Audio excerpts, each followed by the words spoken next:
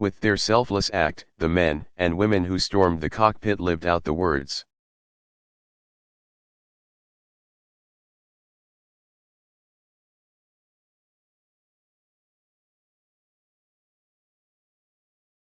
Greater love hath no man than this, that a man lay down his life for his friends.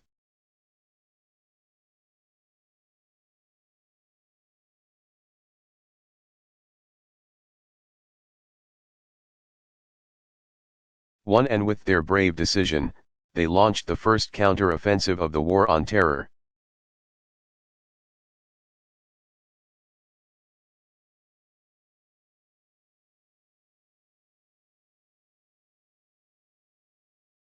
The most likely target of the hijacked plane was the United States Capitol.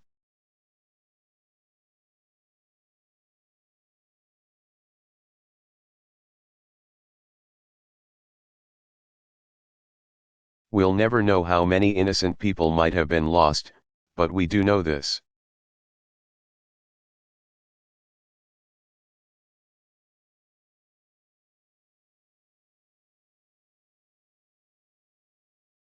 Americans are alive today because the passengers and crew of Flight 93 chose to act, and our nation will be forever grateful.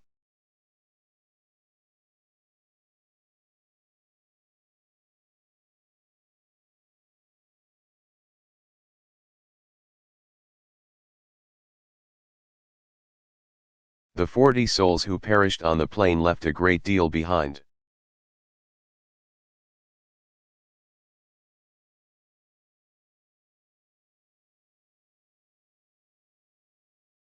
They left spouses and children and grandchildren who miss them dearly.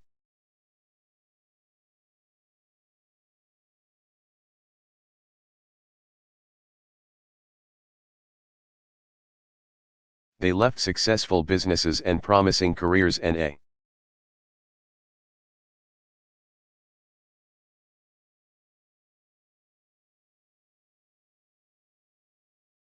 lifetime of dreams that they will never have the chance to fulfill.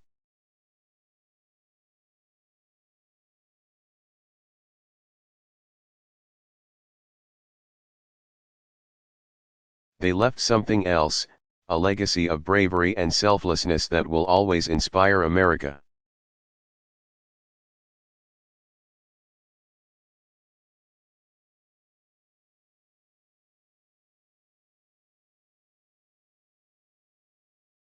For generations people will study the story of Flight 93. They will learn that individual choices make a difference.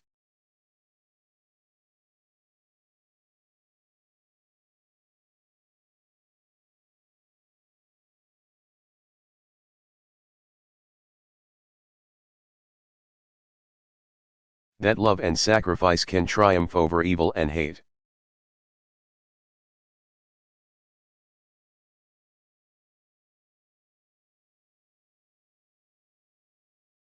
And that what happened above this Pennsylvania field ranks among the most courageous acts in American history.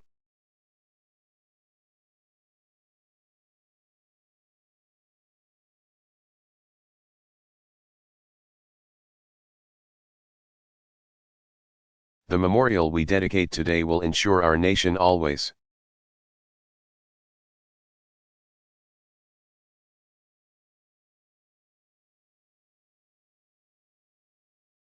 remembers those lost here on September 11th.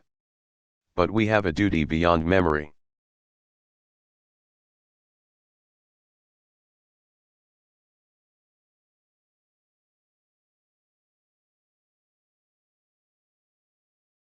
We have a duty beyond honoring. We have a duty to live our lives in a way that upholds the ideals for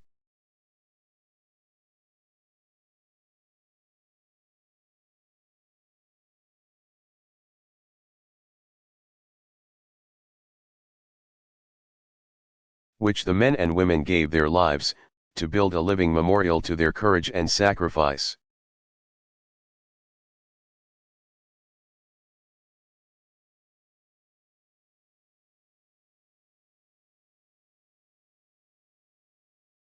We have a duty to find common purpose as a nation.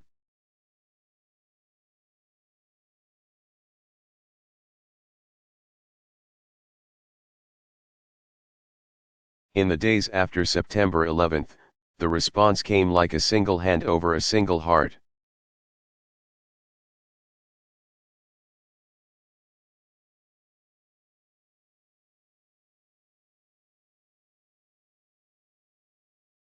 Members of Congress from both sides of the aisle gathered.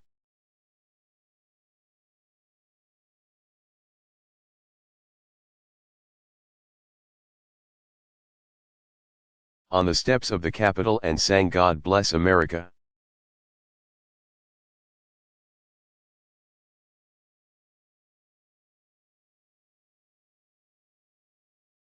Neighbors reached out to neighbors of all backgrounds and beliefs.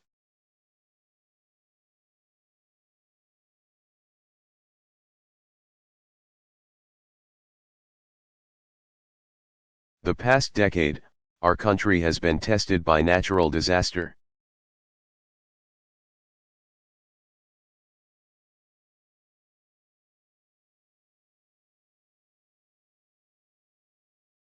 Economic turmoil, anxieties, and challenges here at home and abroad.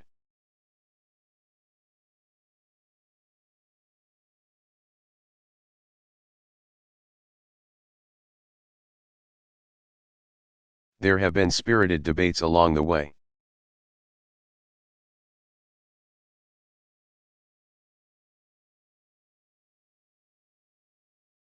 It's the essence of democracy.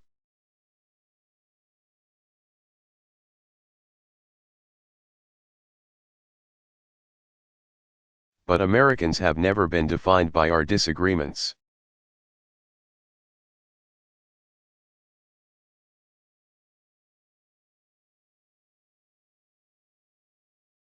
Whatever challenges we face today and in the future,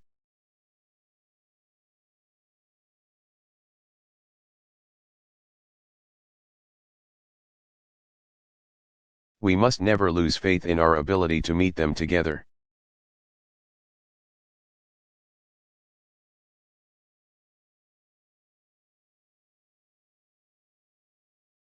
We must never allow our differences to harden into divisions.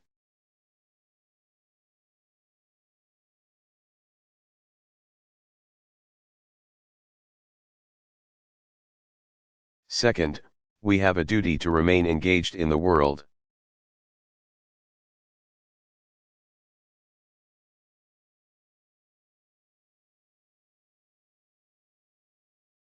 "9/11 proved that the conditions in the country on the other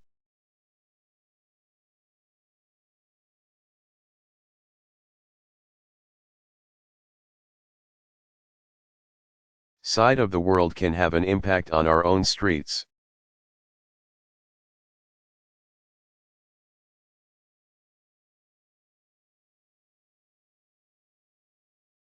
It may be tempting to think it doesn't matter what happens to a villager in Afghanistan or a child in Africa.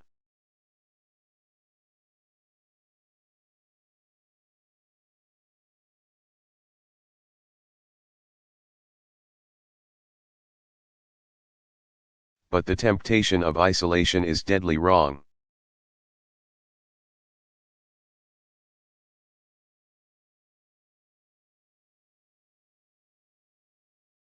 World repression and anger and resentment will be a never-ending source of violence and threats.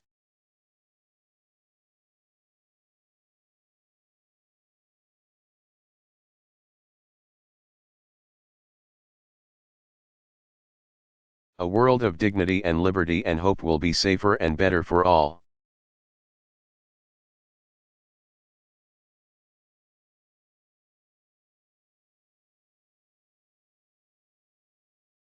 The surest way to move toward that vision is for the United States of America to lead the cause of freedom.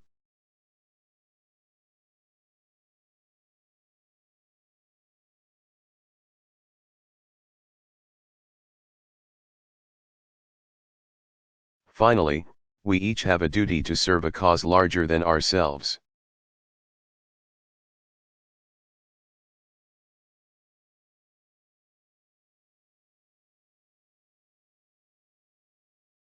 The passengers aboard Flight 93 set an example that inspires us all.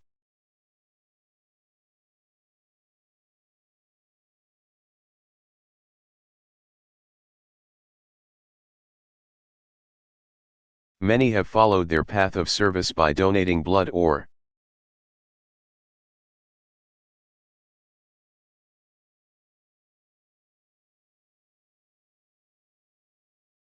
mentoring a child or volunteering in desperate corners of the earth.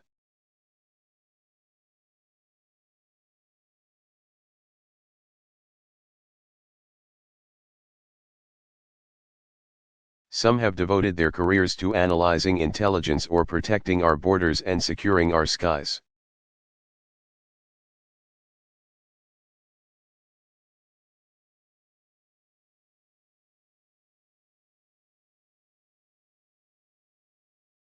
Others have made the noble choice to defend our nation in battle.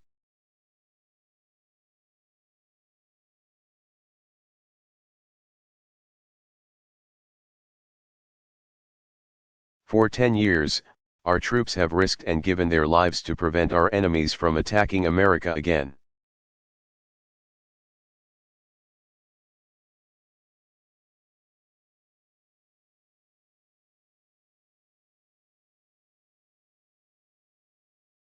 They've kept us safe, they have made us proud.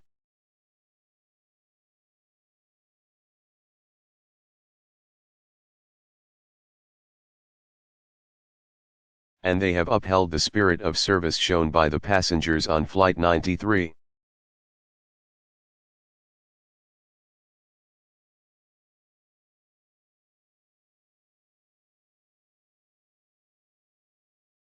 Many years ago in 1863, another president came to dedicate a memorial site in the state.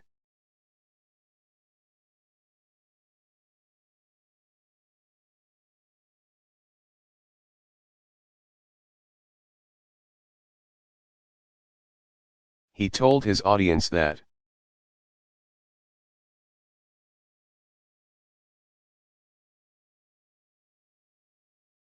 in a larger sense we cannot dedicate, we cannot consecrate, we cannot hallow this ground.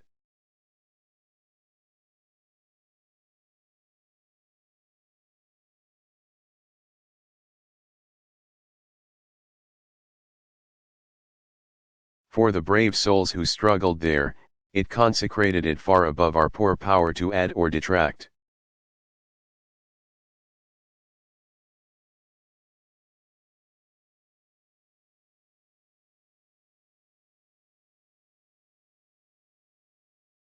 He added, the world will little note, nor long remember what we say here.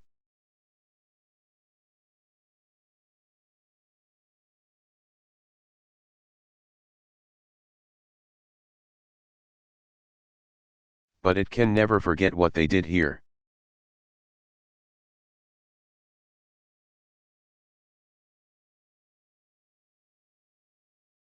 So it is with Flight 93.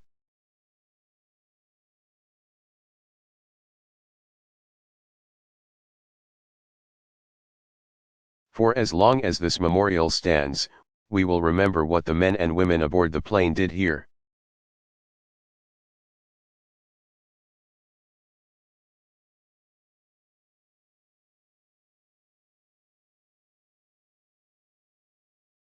We'll pay tribute to the courage they showed, the sacrifice they made, and the lives they spared.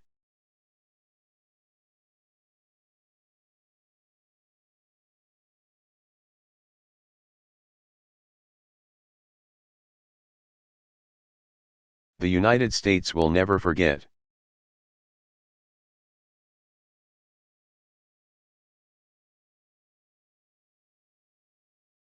May God bless you all.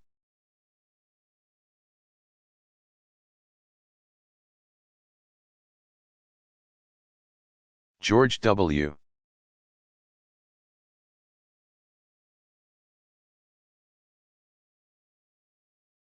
Bush.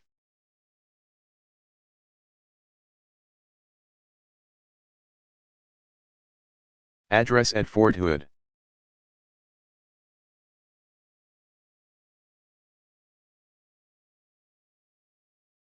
Delivered April 12, 2005, Fort Hood, Texas.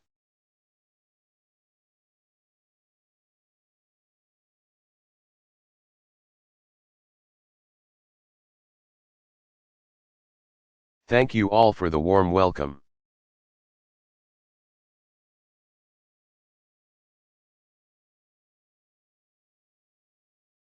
It wasn't all that long ago that I brought my family over to go to church Easter Sunday here at Fort Hood.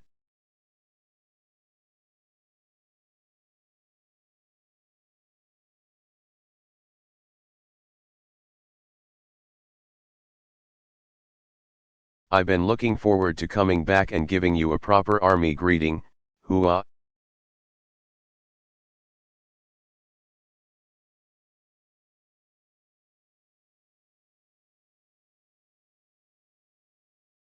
It's an honor to be with the courageous men and women of the Phantom Corps.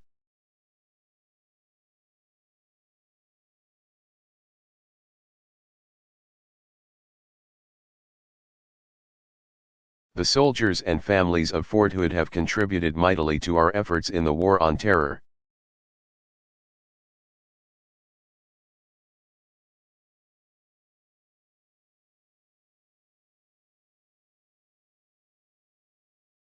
Many of you have recently returned from Iraq.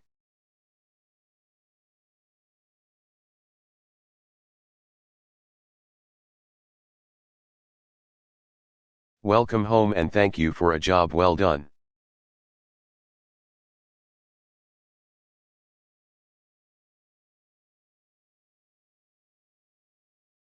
Others are preparing to head out this fall, some for a second tour of duty.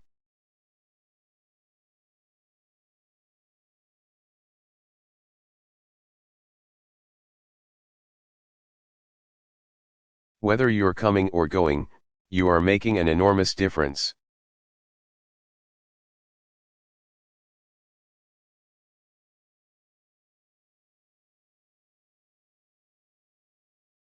For the security of our nation and for the peace of the world.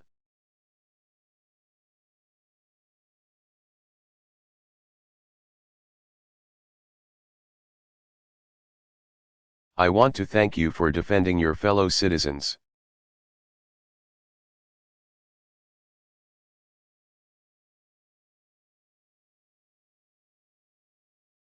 I want to thank you for extending liberty to millions.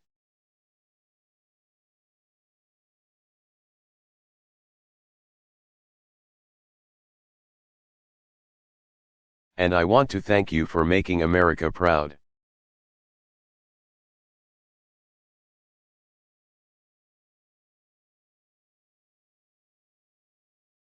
I especially want to thank the military families who are here today.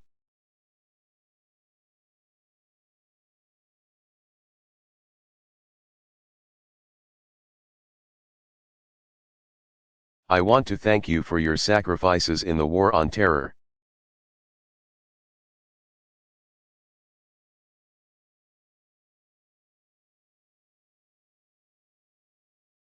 It isn't easy being the one left behind when a loved one goes to war.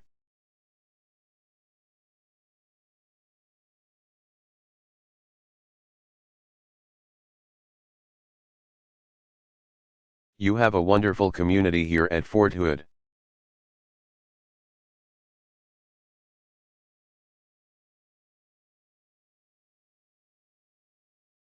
I thank you for the support you have given to each other.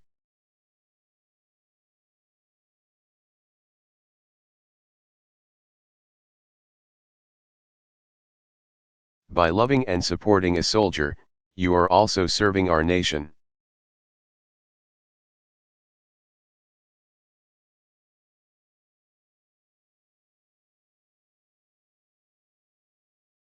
Americans are grateful for your sacrifice and your service, and so is your Commander-in-Chief.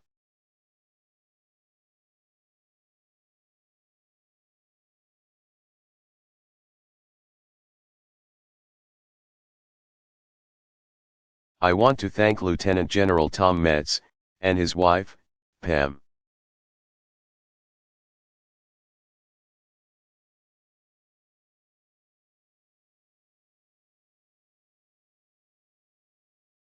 I want to thank Command Sergeant Major Joe Gainey, and his lovely wife.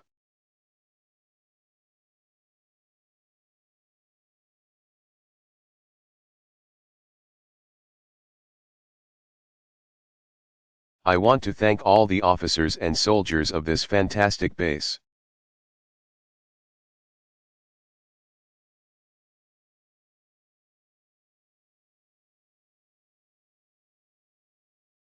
I appreciate our fine governor from the state of Texas, Governor Rick Perry, for joining us today.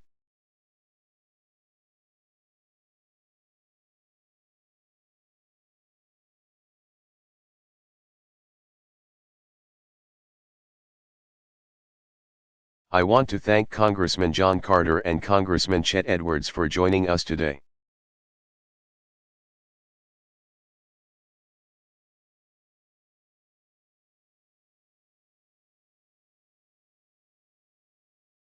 I'm looking forward to giving them a ride back to Washington on Air Force One.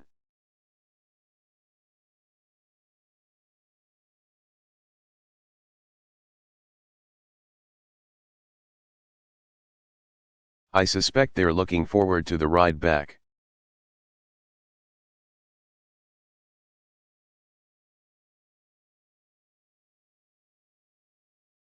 I want to thank Major General Pete Chiarelli for being with us today, and his wife.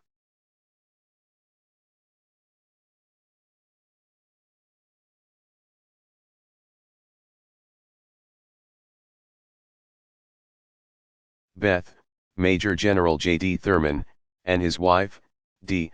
Command Sergeant Major Tom McMurtry.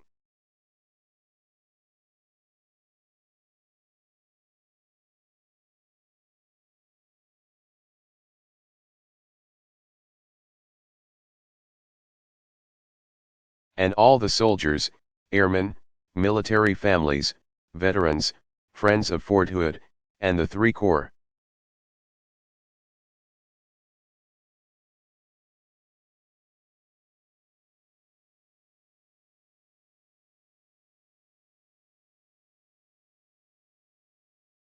This weekend we marked the 2-year anniversary of the liberation of Baghdad.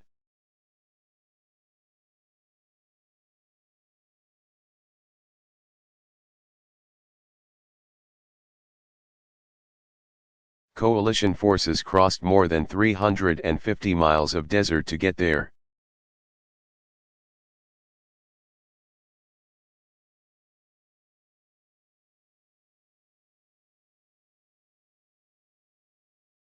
Pushing through dust storms and death squads.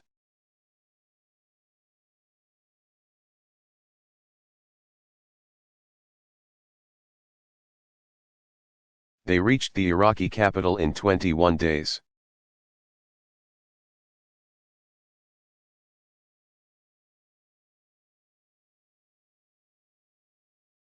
And that achievement will be studied for generations as the fastest armored advance in military history.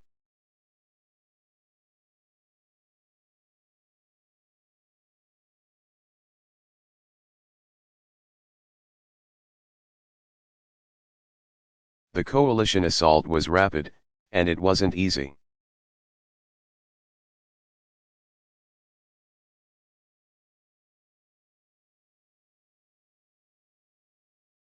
The enemy hid in schools and hospitals.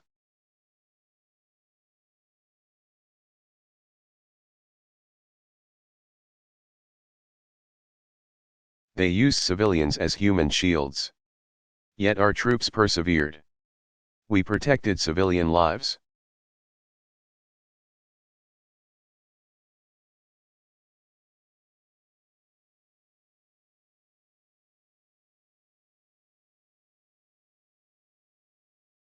While destroying the Republican Guards Medina Division, pushing through the Karbala Gap.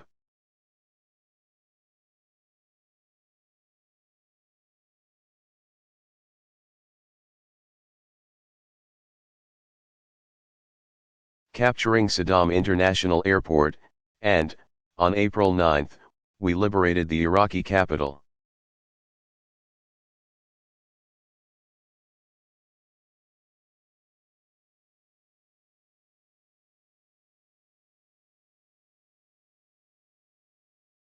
For millions of Iraqis and Americans, it is a day they will never forget.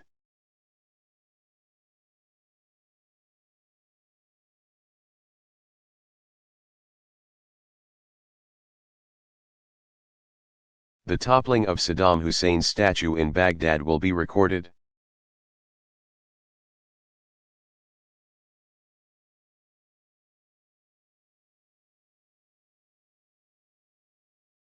Alongside the fall of the Berlin Wall, as one of the great moments in the history of liberty.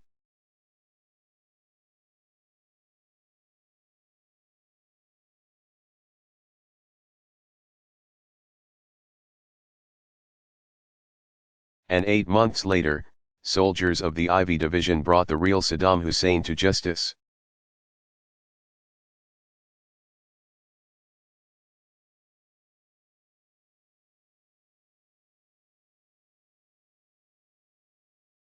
When Iron Horse soldiers left for Iraq, Saddam Hussein was a brutal dictator sitting in a palace.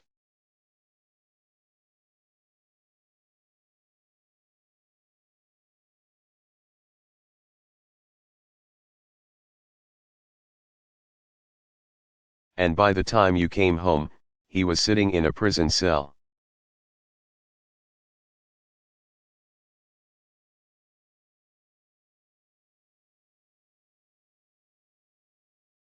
When it came time to drive the terrorists and insurgents from Fallujah,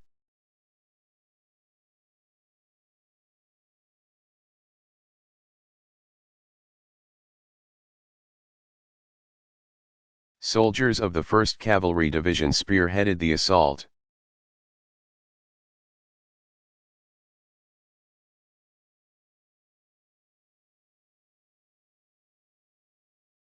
The first team was first in Fallujah, and when the dust settled, what you found there reminds us why we are at war.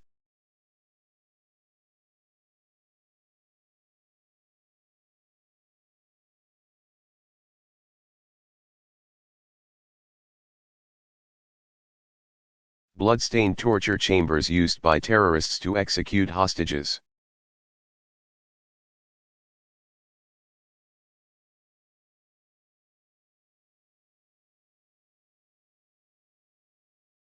You found videos of beheadings and brutal terrorist attacks. You found over 600 improvised explosive devices.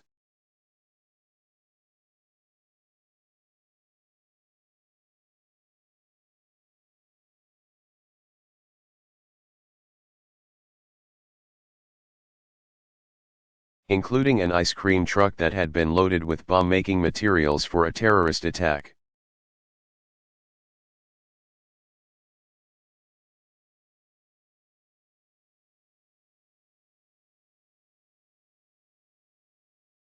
The men and women of the Phantom Corps know why we are in Iraq.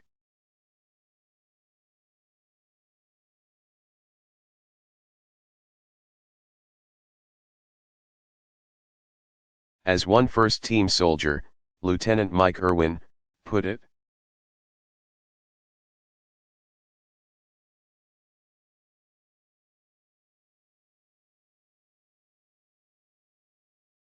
if we can start to change the most powerful country in the Middle East, the others will follow.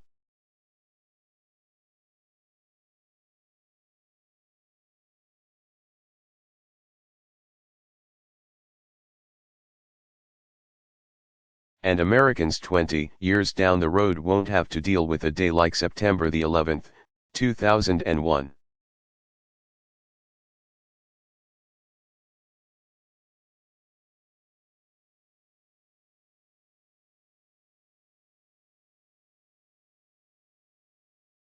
The terrorists have made Iraq a central front in the war on terror.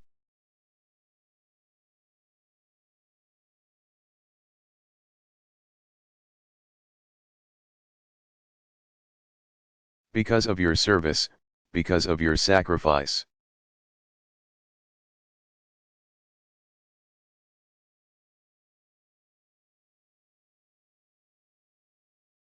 We are defeating them there where they live, so we do not have to face them where we live.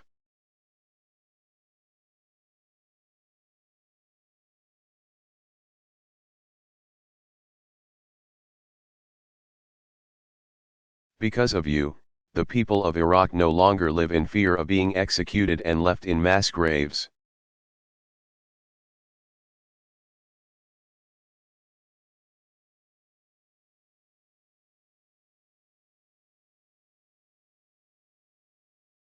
Because of you, freedom is taking root in Iraq.